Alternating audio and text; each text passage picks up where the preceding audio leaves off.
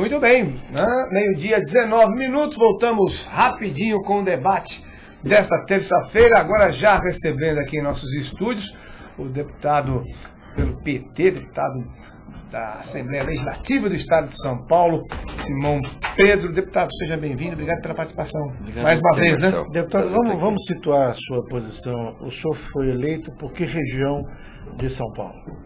Olha, eu fui eleito agora pela terceira vez para a Assembleia Legislativa, tive 40 mil votos na zona leste da capital, na capital tive 70 mil votos e 19 mil votos nas cidades da Grande São Paulo, ABC, Carapicuíba, Itapevi, Cotia, Franco da Rocha, essa região, e no interior eu tive uns 30 mil votos, São João da Boa Vista, região de Itapeva, Vale do Paraíba, Vale do Ribeira. Tem feito um trabalho meio espalhado. Como é que o senhor explica essa dispersão de votos para um deputado do PT, não só na Zona Leste, como nessas outras cidades do interior de São Paulo? Morador da Zona Leste que trabalha com temas urbanos, né, como a questão habitacional, desenvolvimento local. Eu tenho trabalhado, Patrício, com a temática da reforma agrária, do fortalecimento da agricultura familiar, os temas, o meu trabalho de oposição na Assembleia Legislativa ao governo do PSDB, fui líder do PT, né? Então, com isso, os contatos com o interior de São Paulo, com as temáticas do interior, eu fui secretário agrário do PT, produzi para o PT propostas para a área da cana, da crise da laranja. A sua área é sindicalista? A sua área de origem é sindicalista ou não? Movimento popular, né? Popular. Minha origem na militância política dentro do PT foram os movimentos populares na Zona Leste, a igreja popular, né, com as comunidades de base, influenciadas pela teologia da libertação, que foi um fermento. É o seu primeiro mandato, não? Estou no terceiro mandato agora, Patrícia. Uhum. Olha, nós temos aqui, só para você ter ideia dos nossos internautas, o Neto Palma, de Alvorada do Sul, perto de Londrina, Marcelo Sorique, da Espanha, em Maiorca, temos o Alexandre Machado, que eu te confio que é São Paulo, é novo, a Verusca, o Palos Dei, o Delaqueira, em São Paulo, interior, Virgílio Gaúcho, o Red Stank na Bahia, o Renner e o Gallegos. O senhor vai dialogar com esse pessoal que vai fazer perguntas através do chat ou então da linha direta. De Londrina, quem é? De Londrina, o Neto Palma. O Neto. Palma. Mandar um abraço pro Neto, que eu sou paranaense, nasci em Tapira. Antes de vir para São Paulo, morei um ano em Londrina, em 1975, porque o migrante é assim, né? Ele antes sai da cidadezinha pequena, vai para maior, mais próxima, e depois vem para mas o Neto Palma brinca que ele não é, ele fica em Alvorada do Sul. Ali perto, que né? é próximo de Londrina, não é? Mas já Aliás, tem muita saudade. A linha direta aqui, o Renner, né, meu amigo Renner, da Zona Leste, lá da Coab, viu, deputado? Opa, lá da 40, viu, deputado? Rua Padre Jerônimo Machado, Rua 40. Rua 40, lá. Ele disse assim, o Marcelo deve ter visto o estádio do Corinthians no domingo retrasado, em uma feijoada fantástica que estivemos juntos. E, aliás, é sobre isso que eu queria falar com o senhor, né, deputado? Nós queríamos conversar um pouquinho, que é sobre esse seminário que ocorreu na Assembleia, a Copa 2014 no Estado de São Paulo, investimentos, legados, inclusão social. Foi realizado no dia 6. Qual a conclusão disso, deputado? Que eu passei lá, realmente não vi nada, hein? Nem placa tinha, hein? Então, Marcelo, por que eu tomei a iniciativa de sugerir à Assembleia Legislativa criar uma comissão especial, né, de representação para acompanhar. Nosso papel é investigar, fiscalizar o governo do Estado. O governo do Estado tem uma responsabilidade muito grande, né, com obras viárias, intervenções em relação ao metrô, segurança pública. Por que eu fiz essa proposta? Porque morei 31 anos ali na Coab Itaquera 1, onde o Renner mora. Vai ficar bem ao lado o novo estádio do Corinthians. Pela proposta, abrigará a abertura da Copa, fica ao lado, exatamente ao lado, né? Quando você vê as fotos ali, aqueles predinhos ali em cima, próximo ao metrô Itaquera, são os prédios da Coab. E as pessoas estão muito querendo saber o que vai acontecer, que impacto vai ter remoção, quais as intervenções viárias, vai ter novas avenidas, o povo da Zona Leste vai estar na abertura da Copa, ou vai ser algo que não é para eles, né? Então foi com esse objetivo que nós fizemos essa comissão, eu coordenei, propusemos esse seminário, que participou o ministro do Esporte, Orlando Silva, participou a Raquel, que é a secretária executiva do Comitê Paulista da Copa, coordenada pelo... participou o secretário municipal especial, secretaria criada pelo Kassab, o Gilmar Tadeu, participou o presidente do Corinthians, André Sanches, deputados federais, um representante da Federação Paulista. Qual é a grande preocupação nossa? Bom, o estádio do Corinthians, pelo que o André Sanches informou, vai ser construído. Ele disse o seguinte, quando, né? A informação dele é que no limite com o debate da Odebrecht, justamente no dia 6 de maio foi anunciado mais uma prorrogação. Em vez de começar agora nesse mês de maio, começam as obras no mês de junho. Então dando uma mexida ali e tal, mas... Você acha que o empreiteiro é muito ladino e safado? Então o empreiteiro sabe adiar as coisas para ganhar um pouco mais de recursos normalmente. Há um problema localizado na região, que é a questão daquelas tubulações que tem que ser resolvidas. Da Petrobras. Da Petrobras. Então tem muito papo e muito pouca coisa efetiva. A população vendo, não vê nada. Expectativa muito grande, vai passando o tempo, não é só aqui em São Paulo, no Brasil inteiro. O senhor acredita que vão fazer daquele jeito vapt-vupt para poder resolver as coisas na última hora, sem que haja controle do Tribunal de Contas, etc. e tal? Olha, Patrício, eu estou com a posição do ministro Orlando Silva. Que não é também uma pessoa de alto nível. Vamos dizer. Bom, é a sua opinião, né? A minha opinião é um ministro de segunda classe. Então é uma coisa meio complicada. Eu acho que ele deu a minha opinião é que ele deu grandes contribuições ao governo Lula nessa área, né? Agora, o que eu acho? A responsabilidade de realizar a Copa, a abertura, os eventos aqui em São Paulo é da Prefeitura e do Governo do Estado. O governo federal está disponibilizando recursos, créditos para construção, reforma de estádios, e a organização é da FIFA. Bom, o que o ministro cobrou? Dizendo, está atrasado, espero que esse tempo seja corrigido. Em tese, nós estamos 3 anos, dá para construir o estádio? Dá. Mas 3 anos, se não começar já, acaba desaparecendo. Qual a informação que a secretária executiva deu? Eu não estou defendendo o governo, não. Ao contrário, nós queremos essa comissão para fiscalizar. O que está acontecendo? Cobrar. Queremos saber das informações. O próprio ministro disse, textualmente, para o André Sanches, estou cansado de, daqui a alguns dias, esse dia nunca chega. Agora, deixa eu te falar, Patrício, em relação ao estádio, o governo federal, através do BNDES, colocou uma linha de crédito disponibilizando 400 milhões para a construção dos estádios e reforma. Então, o Odebrecht tem 400 milhões do BNDES. O problema é que o estádio do Corinthians foi programado para 45 mil pessoas, só que a CBF e a FIFA querem fazer a abertura lá. Então, 45 mil lugares que não é suficiente, tem que ser 65 mil lugares. Então ficou esse problema. Bom, então 65 mil lugares custa 200 milhões a mais. Da onde que vem? Então o empresário, ele quer o crédito ali fácil, com juros menor possível. Teixeira, principalmente. Pois é. Exigem coisas assim que eu considero às vezes absurdas. Então, o que eu acho? Eu acho que não vamos conseguir dar conta de todas as exigências e frescuras da FIFA. Sim, frescuras. Eu, por exemplo, conversamos com o presidente Lula dias atrás, que foi uma pessoa que se empenhou muito para trazer a Copa aqui, criar as condições.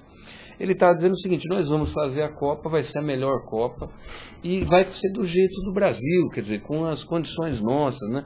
Não vamos fazer o padrão Berlim ou coisa parecida. Nós vamos ter bons estádios, nós vamos ter todas as condições de acomodar as pessoas, receber bem, vamos fazer uma grande festa, mas vai ser do nosso jeito, de acordo com a nossa cultura. Agora, nós vamos ter que fiscalizar muito, e aí o papel dos legislativos e tal, não para atrapalhar, Queremos que a Copa se realize, eu quero que a abertura seja lá em Itaquera, já falei isso. Agora, não é a qualquer custo, tá certo? E outra coisa que me preocupou e que eu falei isso muito claramente lá no seminário para o ministro, assim, tudo bem, vai ter um estádio hipermoderno ali em Itaquera.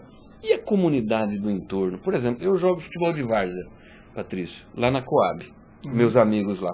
Campão de terra, os vestiários caindo aos pedaços. Poxa, que o Ministério, os poderes públicos também podem colocar de crédito, de ajudar a recuperar aquela infraestrutura de esporte. Que legado vai deixar para aquela comunidade? A Copa do Mundo não é um pouco uma forma de lavar dinheiro também? Tem aqui uma Redstank de Salvador, Bahia, dá uma informação importantíssima. Acabou de ser divulgado pelo noticiário internacional que o ex-presidente da Associação Inglesa de Futebol, David Thiesman, acusou o presidente da Confederação Brasileira de Futebol, Ricardo Teixeira, e outros 3 dirigentes da FIFA de pedirem propina em troca de apoio à candidatura da Inglaterra para sediar a Copa de 2018.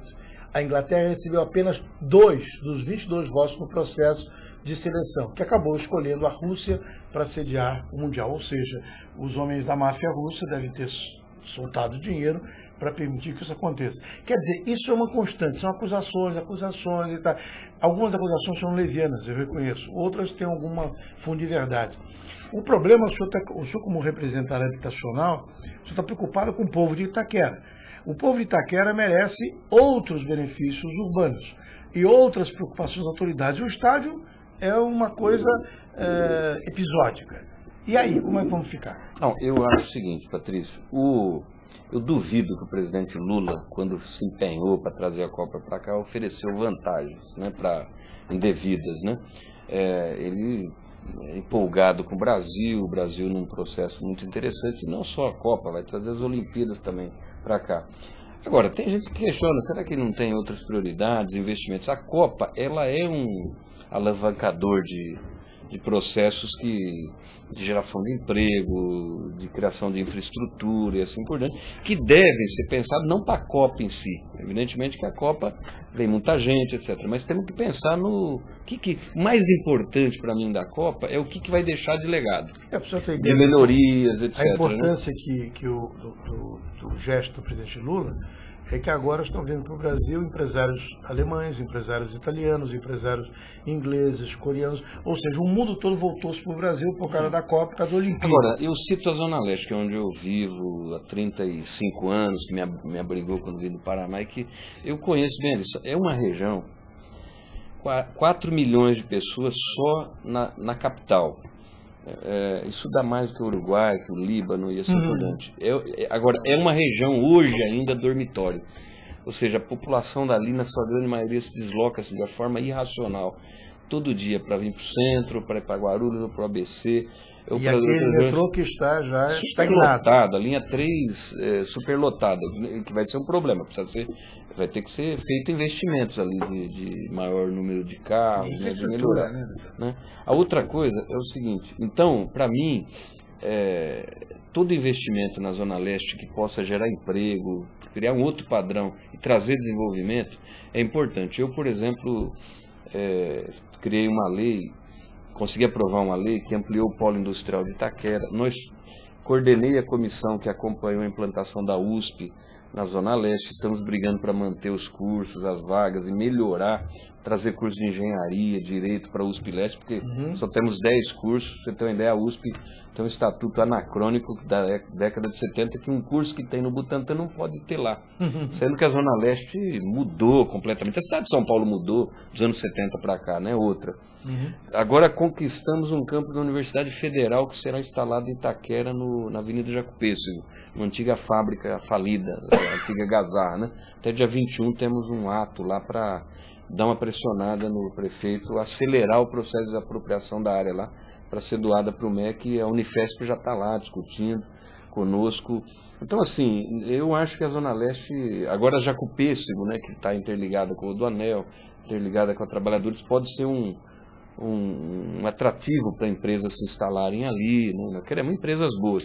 Então eu estou lutando muito para mudar essa área, essa visão da Zona Leste como uma região dormitório, uma região que só cresce empregos na área de serviços, shopping, supermercado. A gente quer emprego bom, né? Então, Se o estádio do Corinthians, que também é nessa área de serviço, lazer e entretenimento, vai trazer investimentos como hotéis, como vai ter que melhorar. Isso é bom para o povo de lá, né? Claro. Isso do lado. Agora, precisamos assim, um outro cuidado que eu estou tendo. Vai ter alguma remoção, desapropriação? Isso precisa ser feito com cuidado para não ter injustiça, né? Nós vamos acompanhar isso, né? Assim como estamos acompanhando o debate sobre o Rodoanel Trecho Norte, assim como acompanhamos o debate lá da Jacopêssego, né? Para que as pessoas que tiverem que ser removidas por conta de obra, que sejam indenizadas, que tenham uma moradia. Então, agora, e o que vai ficar para depois, né? Então, o que vai ter de melhoria na mobilidade urbana? A Radial Leste vai melhorar? Não tem por onde expandir. Metrô, segurança pública, né? Investimentos em serviços. Por exemplo, veio um menino me procurar aqui no dia do debate, dizendo, olha, eu já estou pensando em montar uma empresa para atender turistas que veio assistir jogos. Eu falei, bacana. Então, essas coisas despertam, né, toda a criatividade do povo brasileiro. Então, as preocupações nossas é essa, acontecer a Copa, fiscalizar, acelerar, não deixar que tenha injustiça e que tenha um legado bom para o futuro daquela região. Dentro dessa fiscalização, já tem inúmeras perguntas aqui no chat. Eu acho que a pergunta básica, eu até comentava isso no início do programa, há como se constatar ou não de que este atraso possa estar sendo provocado exatamente para inflacionar os contratos? É um atraso proposital? Porque, é claro, eu particularmente, como brasileiro, como cidadão, não acredito que deixaremos São Paulo, a locomotiva do Brasil, deixe de ter no estádio para a abertura da Copa. Mas, em contrapartida, fica tão claro, né? Olha, estão atrasando porque querem ganhar mais. Isso até que ponto isso é verdade, deputado? Olha, Marcelo, eu sou contra essa coisa de fazer as coisas às pressas. Eu não sei se você sabe, eu denunciei que iria acontecer um desastre na linha 4 do metrô antes de acontecer aquele desastre. Não porque eu profetizei, mas que eu tinha informação que eles estavam apressando o cronograma, economizando material, e morreram 7 pessoas, né? Dia 16 inaugura e anunciaram só 9, escolheram uma das mortes. Pois é, morreu trabalhadores, lá teve muito problema, né? E esse atraso na linha 4 gerou prejuízo para o Estado, para a população, que ficou 3 anos a mais sem o metrô ali e tal. Rodoanel, né? Aquela pressa e tal por conta dos cronogramas eleitorais, né? O calendário eleitoral acaba tendo problema. Quase teve morte lá no Ele Rodoanel. Ele está com problemas até hoje. Pois é. Porque fazem... Então, assim, eu acho que a questão ambiental tem que ser levada em conta, os impactos sociais, né? Então, por exemplo, a construção do estádio do Corinthians foi uma decisão que se tomou agora recentemente, mas foi feito um estudo de impacto social, vai ter remoção, então isso precisa ser cuidado. Impacto ambiental, provavelmente ali não tenha tanto problema, né? Porque não tem área de preservação, o Parque do Carmo está um pouco longe dali. Diferente do Rodoanel Norte, que vão fazer uma obra de 6 bilhões atravessando. Então, essas coisas precisam ter cuidado.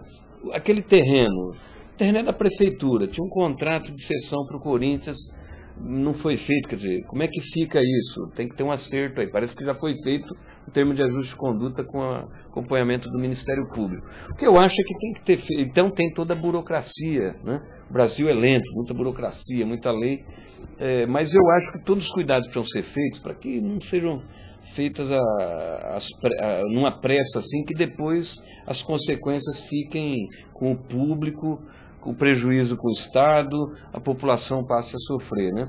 Agora, eu acho que a nossa engenharia, nós temos tecnologias para, no cabo de 3 anos, dar conta das obras que precisam ser feitas ali, viárias. Eu acho que 3 anos nós temos condições de construir o estádio. Já foi falado que não vai ser feita a Copa das Confederações 2013 lá, porque não vai dar tempo. Mas para 2014, junho de 2014, acho que o estádio vai estar pronto. Agora, eu sou a favor de que sejam feitos todas as medidas sejam feitas cuidadosamente para que não sobre depois, né, não morra ninguém na obra, para que todos os problemas não fiquem para depois. A outra coisa, você tinha falado, Patrícia, dos dutos da Petrobras. De fato, ali eles vão ter que remover, embora pelo croquis do estádio, onde passa o duto hoje será o estacionamento. Mas mesmo assim, nós já pedimos tanto para a Petrobras para usar, para fazer horta naquelas áreas ali, hortas comunitárias nunca foi permitido, porque é perigoso de fato. E me parece que a Petrobras está sinalizando que até o fim do ano faz a mudança, é uma obra cara, vai se gastar quase eu ouvi falar em milhões aí para desviar aquilo. Todo o Brasil. Agora, toda a pressa, tudo isso gera esses problemas, né? Nós vamos ter que fiscalizar para que o prejuízo não fique com o erário público. O seu papel é fiscalizar, mas vamos mudar para o seu tema principal no seu trabalho diário, que é a questão habitacional. O Jornal Globo, a partir da semana passada, começou a publicar uma reportagem examinando quando foram implantados no Rio de Janeiro conjuntos habitacionais. Os primeiros foi em 1913, através de medidas do Marechal Hermes, que era casado com a grande Naide Tefé, que era caricaturista e era 30 anos mais velha do que ele, e isso gerou uma preocupação fundamental de se criar habitação. Criou-se habitações e essas habitações tinham no seu entorno estações de trem, tinha escola, tinha isso, como deveria ser o padrão até hoje. Depois veio o padrão favela. Bem, e depois o IPASE, PETEC, aqueles institutos antes de existir o INSS, construíam para os seus associados algumas obras muito importantes que até hoje existem.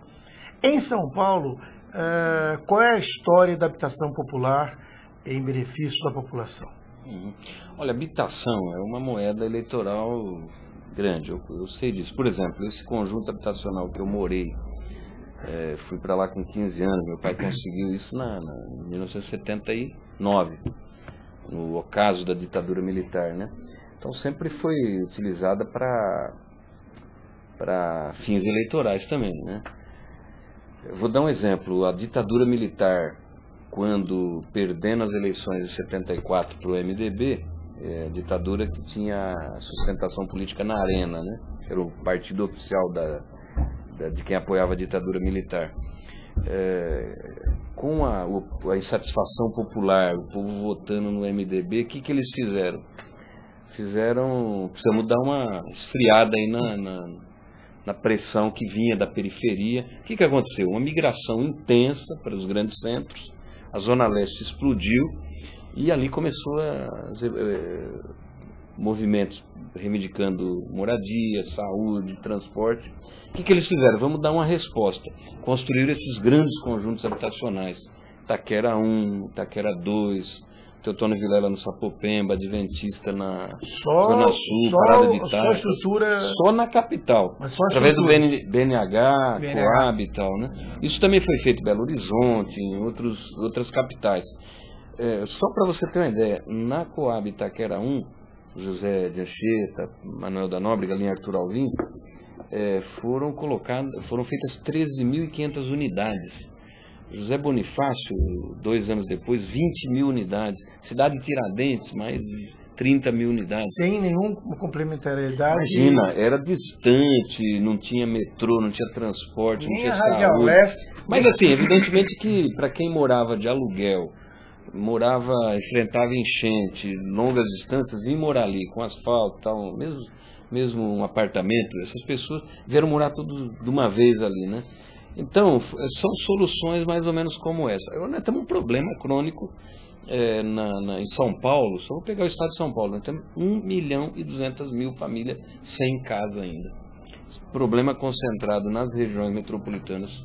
São Paulo, que é 50% disso, Campinas e Baixada Santista, né? Do estado de São Paulo eu sou crítico, tem sido muito lento. Fazer 15.000 unidades, 20.000 unidades por ano não responde. O governo federal hoje tenta dar uma resposta mais em massa, que é o programa Minha Casa Minha Vida, 1 milhão de moradias na reta final do governo Lula, e a Dilma projeta mais 2 milhões de moradia, né? Agora, qual é um outro problema, Patrício? Nós temos na capital de São Paulo quase 400.000 imóveis vazios, mesmo no centro. toda uma infraestrutura. Pega ali na São João, naquela região do Minhocão, você passar por ali, você vê, né? Aqueles prédios desvalorizados, né? Por conta daquela... Pois é, então eu acho que é construir moradia e buscar recuperar essas áreas, esses prédios abandonados, prédios sem utilidades, mesmo no centro, e povoar. A outra coisa o Estado de São Paulo, junto com a Prefeitura, o conjunto de obras que eles colocaram em andamento, eles falam em remover 50 mil famílias.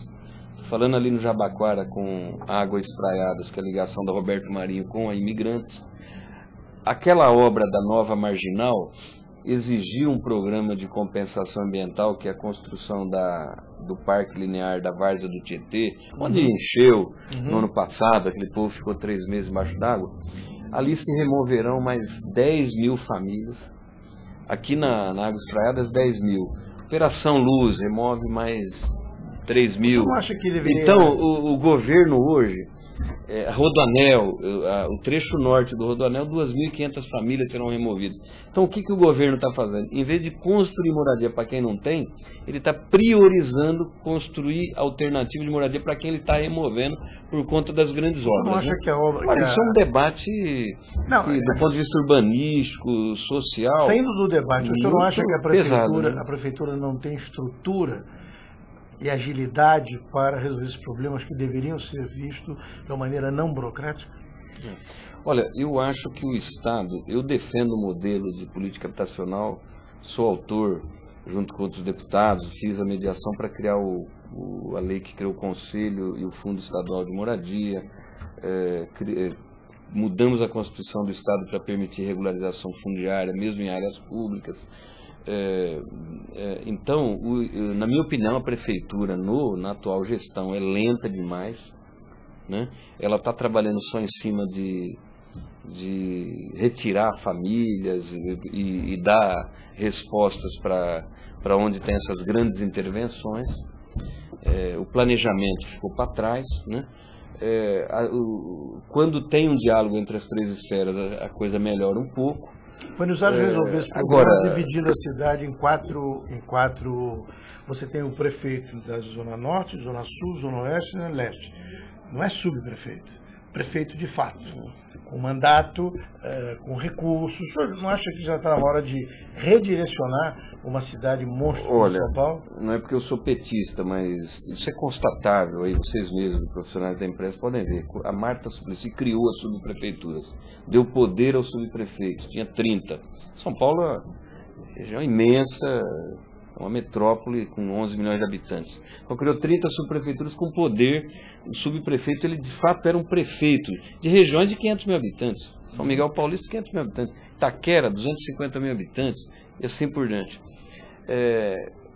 E isso estava avançando muito no novo modelo de gestão para dar resposta mais rápida, planejamento regional a partir dos problemas locais, prioridades, porque cada região tem também suas diferenças e tal. O que aconteceu? O Serra começou a esvaziar as subprefeituras, o Kassab acabou com as subprefeituras, colocando coronéis aposentados da Polícia Militar. Nada contra um coronel que tem uma formação, tem uma experiência de ocupar, mas virou uma política. Não é um administrador, né? Ele colocou coronéis em todas as 30 subprefeituras. O chefe de gabinete e o subprefeito são coronéis. Eu até hoje estou querendo entender qual que é a dele. O senhor entende da União dos Tucanos também? E esvaziou o poder das subprefeituras, né? Hoje o subprefeito, só para você ter uma ideia, Patrício, eu fui num protesto do povo lá do Itaim Paulista outro dia, por conta de enchentes lá, né? Na Marechal Tito. E eu reclamando do subprefeito, que a subprefeitura... Aí o cara falou, olha, o subprefeito está aqui no nosso meio. Aí eu fui falar com ele, ele falou, olha, deputado, eu não posso fazer nada, porque eu não tenho poder de fazer uma pequena obra que centralizou tudo. Então, o Kassab, ele fez evoluir a gestão pública em São Paulo, né? Por isso que nós estamos com esses imensos problemas aí sem solução, sem planejamento, ficou uma coisa ridícula. Agora, bom, aí tem os problemas da política, né, que você está me dizendo. Eu estou provocando agonia. Só fazer aqui os superchats, senão os nossos internautas vão ficar falo muito bravos aqui. O senhor teve em Jabuticabal, segundo o Delaqueira, o senhor teve quando era prefeita educadora Maria Carlota Niero Rocha. Um abraço a Carlota, foi uma grande gestora, o Bacarim, que é um grande professor lá da Unesp, que também já foi gestor, prefeito. Um abraço ao pessoal de Jabuticaba. Vamos lá. Olha, o Renner, ele diz aqui que o estádio trará melhorias, isso é inegável. Ele só lamenta que a Copa tenha que vir para a Zona Leste para que essas melhorias pudessem ocorrer, né?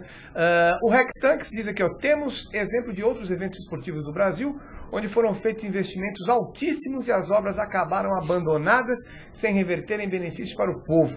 Manter essas estruturas custa caro. Quem garante que o mesmo não acontecerá com as obras da Copa e das Olimpíadas? Se refere a Olimpíadas no Rio de Janeiro, Pan-Americano no Rio. Olha, eu, por exemplo, vou te ser sincero, fazer um estádio de 60 mil pessoas em Brasília, eu acho um absurdo. Não tem público, né? Então aí sim vai ser um elefante branco. Fazer um estádio de 60 mil pessoas na Zona Leste pode ser até pequeno. Então eu acho que precisaria ter mais planejamento. Então eu sou contra a pressa, porque a pressa pode levar ao improviso, corrupção, desvios, né? Eu sou a favor de um planejamento adequado, por isso que tem que ter participação de especialistas, da população, dos parlamentares, essas coisas de decisão entre quatro paredes, pequenos comitês, né? Nós estamos cobrando, Patrício, do Emanuel Fernandes, estive com ele, que é o secretário de Planejamento do Estado, presidente do Comitê Paulista. Assim, nós queremos participar. Para você ter uma ideia, a população local de Itaquera teve que ir ao Ministério Público para poder ter uma vaga no comitê.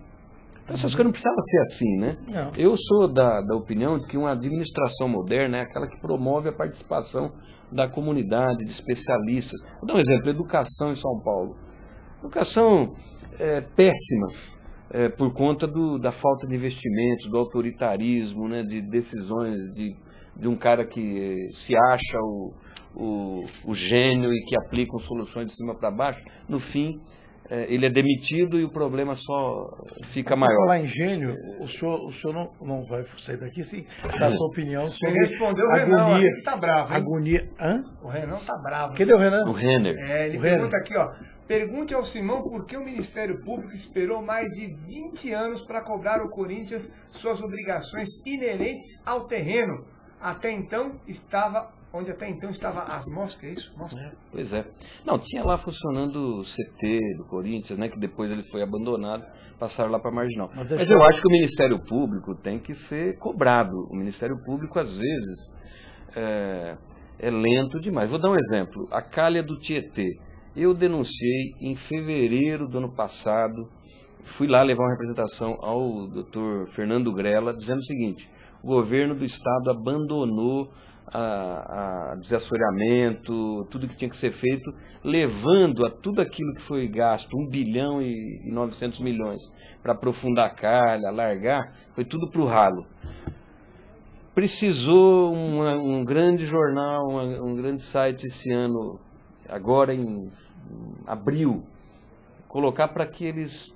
né? Então o Ministério Público é lento, às vezes só funciona a partir de pressão da opinião pública, ou quando o caso está na grande imprensa, aí eles correm atrás, né? Então no dia a dia, eu sou da opinião, acho que tem bons promotores ali, gente séria, mas no dia a dia o Ministério Público precisa ser cobrado também. Nesse caso aí, tem muitos que querem se aparecer. Uma também, sugestão, né? de morador de São Paulo, uma das cidades brasileiras em que as vias retas têm 4, 5 nomes. Nenhum vereador se preocupou com isso, né? Então você vai a São João, Olímpio da Silveira, Antártica, Guaicurus. Isso acontece em ruas extensas e ruas curtas. Por que os vereadores não botam a mão em coisas tão práticas? Olha, Patrício, eu vou te dizer uma coisa. Eu, como parlamentar, estou há 8 anos lá na Assembleia Legislativa, né? O poder público, o poder legislativo vive uma crise, né? Vive uma crise da seguinte forma: a Constituição Federal, ela limitou muito. Vou te dar um exemplo. Tem muitas leis que eu consigo aprovar, aí chega lá o Executivo veta dizendo é vício de iniciativa, não devia ser iniciativa do Legislativo e sim do Executivo. Por exemplo, não posso legislar sobre nada que mexa no orçamento do Estado, né? Da cidade. Nada que mexa na organização da administração, porque tudo isso é prerrogativa Não, da cidade, o vereador, né, do estado, né? E também a nível de união. Outra coisa, os executivos chegam e, eu quase disse compram, né? Mas eles chegam lá e fazem um acordo com a maioria dos partidos. No nosso caso, a oposição, nós somos a maior bancada do PT, 24 deputados, mas somos minoria. Nós não conseguimos aprovar um requerimento para uma CPI, né? Então, aí o legislativo, o executivo não deixa, o executivo não quer que a gente aprove projetos de iniciativa do deputado, né? Porque depois vai para lá, o governador tem que vetar, fica desgastando. Então, assim, nós vivemos uma crise, né? Então, aí o vereador acaba aprovando o quê? Nome de rua, utilidade pública para uma entidade. Aí vai lá, consegue negociar algumas emendas parlamentares para uma obra aqui, outra ali, e não é o papel dele, né? O legislativo tem que ser legislador, tem que fazer leis, corrigir leis, aprovar leis. A maior lei é a do orçamento. Então, nós temos que emendar, discutir, a sociedade precisa se apropriar, porque só o Estado de São Paulo, são 150 bilhões que o Estado arrecada. Como é que vai ser gasto isso, né? A outra coisa é fiscalizar o executivo. Não pode ser uma tarefa só da oposição fiscalizar. É uma tarefa do legislativo inteiro. Então, instrumentos como as comissões permanentes, chamar o secretário, requerimento de informação. Você não acha que a liturgia do Legislativo está um pouco ultrapassada? Ela não devia ser mexida para poder dar um pouco mais de agilidade nessa questão de ter que ver o trabalho do Executivo? Concordo. Por exemplo, eu estou tentando lá, junto com a minha bancada, derrubar uma figura do relator especial. O governo do Estado manda um projeto de lei, aí pede urgência, o presidente nomeia um relator, não passa pelas comissões temáticas que deveriam ser as primeiras analisar se aquilo tem o mérito desse projeto e tal, né? A outra coisa, nós demos uma melhorada agora. Existiam 23 comissões temáticas. Metade nunca se reuniu, não funcionava. Nós reduzimos para 13 agora, né? Eu vou ter a honra, se tudo der certo, presidir a Comissão de Cultura e Educação da Assembleia. Mas tentando dar uma modernizada, agilidade, né? Mas o problema é que a agilidade sempre é em função das necessidades do Executivo. Estou falando da Assembleia, mas é assim também no Congresso. Não, igual. Assim na Câmara. O poder legislativo. Os deputados precisam se valorizar, né? Eles precisam valorizar o seu papel. Eu mesmo, Patrício, eu lutei muito para conquistar esse mandato. Tive 118 mil votos. O custo da minha campanha foi um dos mais baixos. Por quê? Porque eu trabalho bastante. A primeira eleição sua, quantos votos o senhor teve? 94 mil. E o segundo? 104. Então está melhorando. Significa que o nosso mandato foi aprovado, né? E a votação sempre parecida nos mesmos lugares. É verdade. Né? Então, Patrício, eu acho que o Legislativo precisa melhorar muito.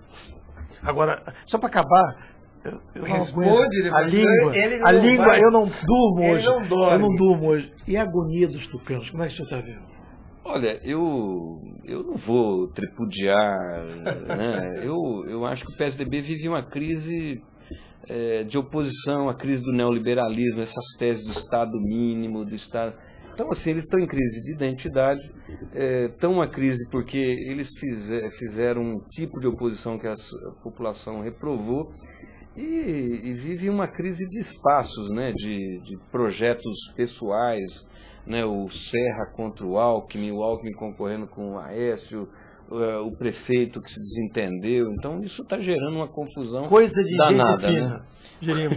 Está virando uma confusão, mas eu confesso para você que eu acho que para a democracia se fortalecer precisa ter uma oposição forte, ela precisa ter instrumentos para fiscalizar, né? Porque senão vira... Né? Eu quero que eles se resolvam para que no plano federal tenha uma oposição consistente, uma oposição temática, uma oposição que ajude o país a avançar, fazendo críticas, né, do ponto de vista de quando precisa chamar atenção. Isso é importante. Aqui na Assembleia é a mesma coisa. Aquilo que eu reivindico para mim, eu espero que aconteça com eles também. Olha, o Renner, só para terminar, eu não posso te dar um palpite, diz que o Kassab nomeou o Marcos Maciel, que nem mora em São Paulo, é de Recife, para participar do conselho do CT e dos Turis, ganhando 12 mil por mês. SP Turis. Então, que é Gente, assim que eu política. acho que isso é uma excrescência, nós temos que acabar com isso, porque...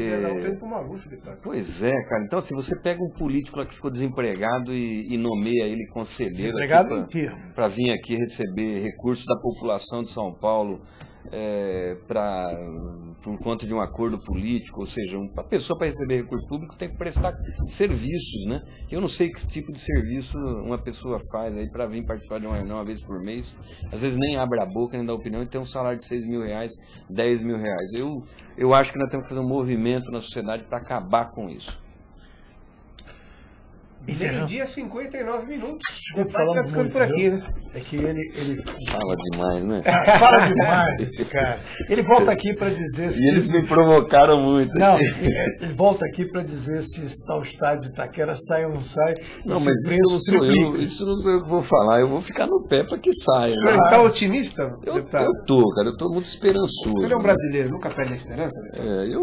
A minha esperança é pé no chão, né? Eu não sou um alienado, né? Eu procuro me informar, procuro influenciar. Então o senhor leu hoje o artigo, né? na Folha de São Paulo do Delúvio, sobre o Delúvio, não? Não li ainda. Não, eu vou ler também, eu não li. Os nossos colegas aqui estão dizendo para a gente ler, que eu não me lembro nem o título qual é.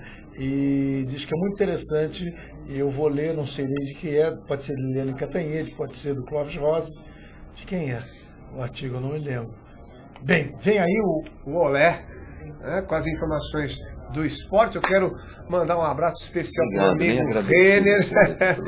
Deputado, eu quero agradecer, claro, ao senhor a sua participação, mais uma vez aqui na nossa humilde bancada, respondendo a tudo e a todos. Parabéns pelo mandato. Eu estou à disposição. Um grande abraço a todos os internautas. E, se você me permitir, meu site www.simãopedro.com.br. Ali tem forma de interagir com o nosso mandato, ter mais informação. Solicito que vocês entrem em contato. E acompanhar, né, deputado? Também, acompanhar o nosso trabalho, fiscalizar o nosso trabalho. Dá para repetir, deputado? simãopedro.com.br. Maravilha. Olha, abração para o Renner aqui, meu grande amigo Renão. Neto Palma, Marcelo Soleric, Patrício Bentes, Gallegos, Dela Riguera, Ana Fabiques, você e meu amigo Patrício Bentes. Até amanhã. Já, gente, na sequência, Olé com as informações do esporte. Vamos lá? Alguma informação.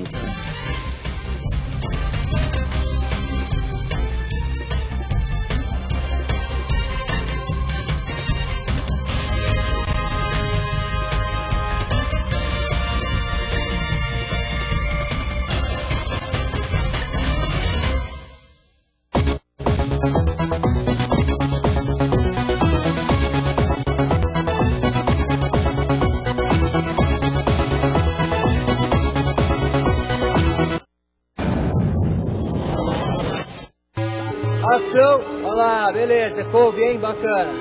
A gente filmou hoje no Campo de Marte, no quartel da FAB. A campanha tem um gimmick visual que é muito forte, que é uma trena. Abrindo a trena, ela mostrava o chassi do produto. E esse personagem nosso, ele começa a medir tudo que existe na cidade, desde o que